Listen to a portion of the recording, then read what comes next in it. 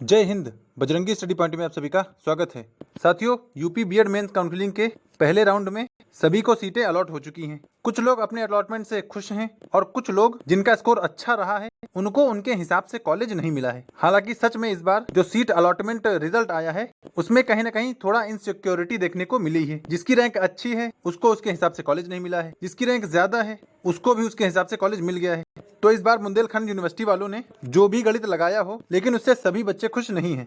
बाकी अब इस समय जो काम चल रहा है 26 अगस्त तक वो काम चलेगा उन कॉलेज में एडमिशन लेने का। और हम लोग यहाँ पर बात करेंगे कि आपको डायरेक्ट एडमिशन कैसे मिलेगा और डायरेक्ट एडमिशन में प्राइवेट कॉलेज आपको कैसे मिलेगा उसकी बात करेंगे। और आप भी ये ध्यान से सुन लीजिए कि डायरेक्ट एडमिशन के लिए काउंसलिंग कराना है या नहीं कराना है। चीजों को पहले समझ लीजिए, उसके बाद ही आगे किसी भी चीज के लिए फर्दर प्रोसीड करें। नहीं तो आपके कमेंट में ऐसे ऐसे डाउट रहते हैं, ऐसे ऐसे सवाल रहते हैं कि जिनका आंसर क्या ही बताया जाए। बाकी जिन लोगों ने काउंसलिंग करा ली है अब वो लोग थोड़ा संभल जाएं और जो लोग आगे काउंसलिंग कराना चाहते हैं वो लोग भी थोड़ा सोच समझ के काउंसलिंग कराएंगे। तो सभी चीजों की चर्चा हम लोग इस वीडियो में करेंगे।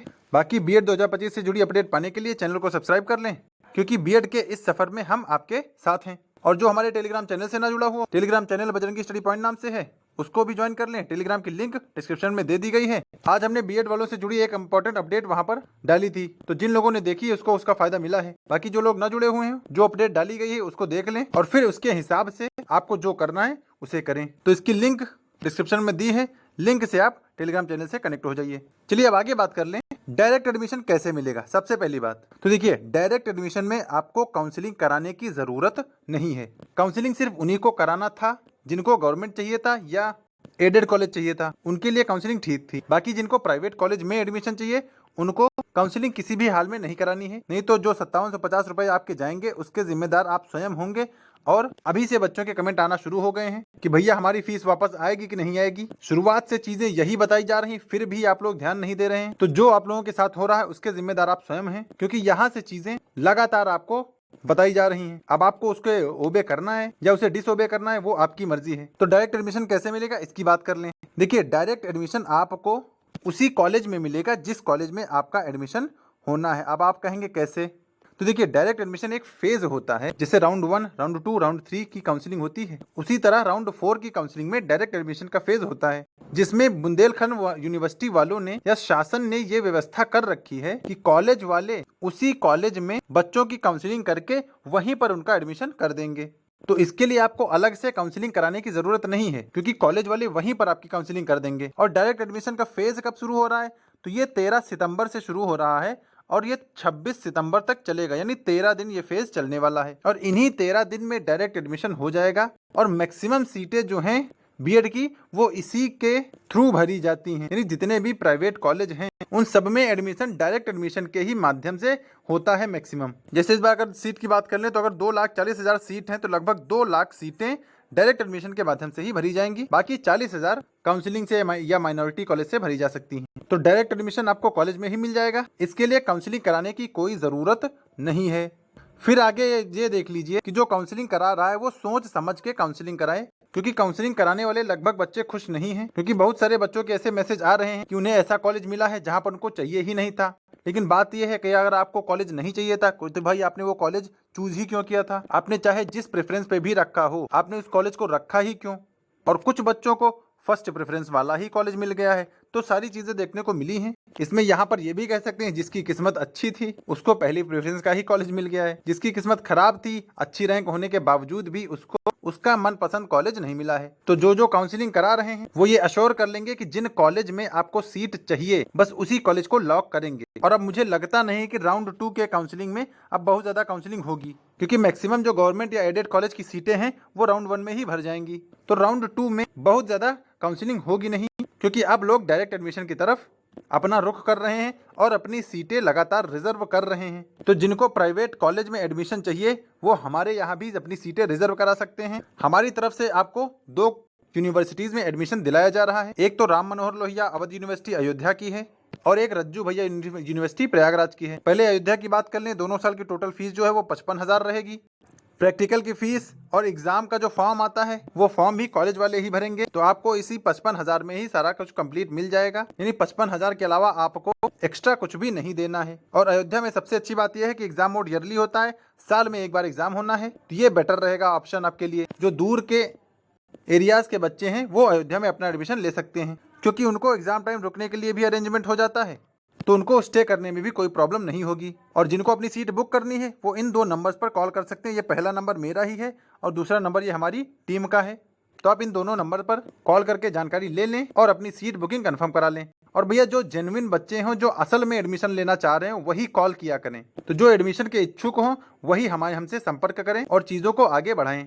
बाकी अब आगे दूसरी यूनिवर्सिटी की बात कर लें तो ये रज्जू भैया यूनिवर्सिटी है प्रयागराज में। यहाँ पर दोनों साल की जो टोटल फीस है वो 53,000 रखी गई है। एग्जाम मोड यहाँ पे सेमेस्टर वाइज होता है, यानी साल में 4 बार, दोनों साल में 4 बार एग्जाम होगा। और एग्जाम टाइम यहाँ भी आपको रुकने के लिए अरेंजमेंट करा दिया जाएगा। तो इसके लिए आपको बिल्कुल निश्चिंत रहना है। जो हमारे द्वारा फीस बताई जा रही है उसके अलावा आपसे एक भी पैसा एक्स्ट्रा चार्ज नहीं लिया जाएगा, इसके लिए आप बिल्कुल अश्योर रहें। और अयोध्या में या प्रयागराज में एडमिशन लेने वाले इन 2 नंबर्स पर कॉल कर सकते हैं।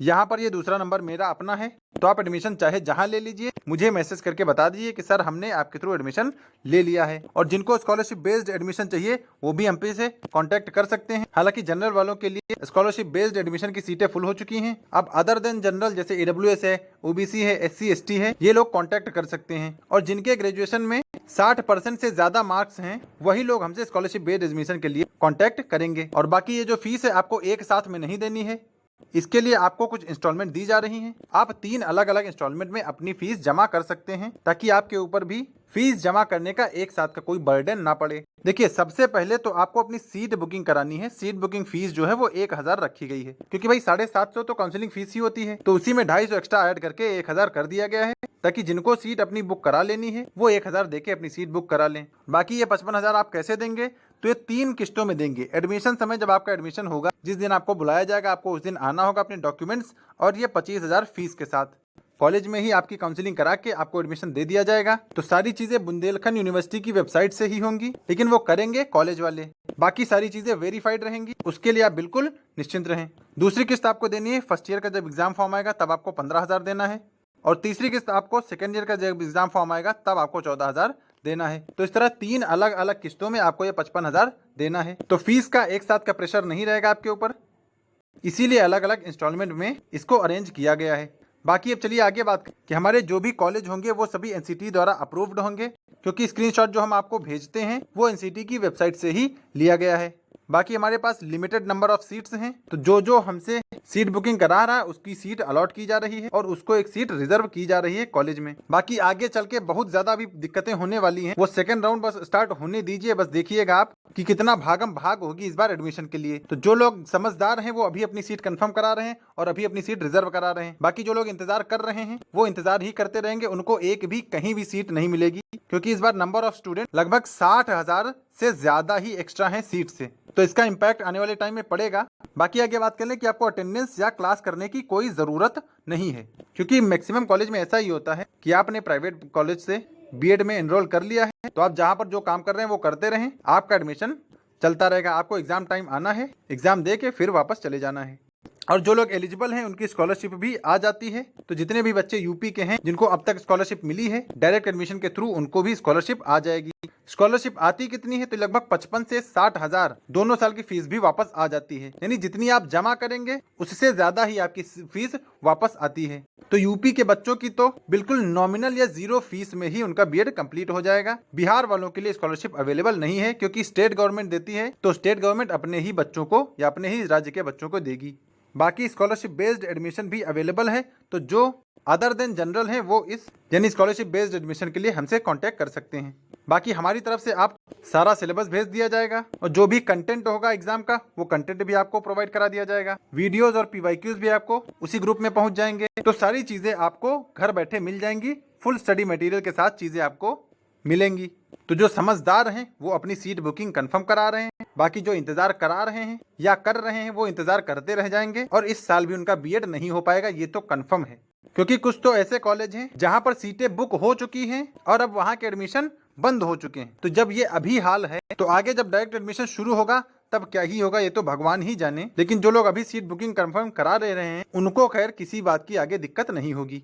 बाकी जिनको जहां पर सीट बुक करानी है आप वहां पर सीट बुक करा सकते हैं। अयोध्या वाले इन नंबर्स पर कॉल करें और प्रयागराज वाले इन नंबर्स पर कॉल कर सकते हैं। बाकी जिन्होंने एडमिशन ले लिया है उनसे सारी चीजें शेयर की जा रही हैं और उनको एक बार किसी एक दिन एग्जाम के एडमिशन के लिए उनको बुला लिया जाएगा। तो जिनको एडमिशन चाहिए अपनी सीट बुकिंग कंफर्म कराएं।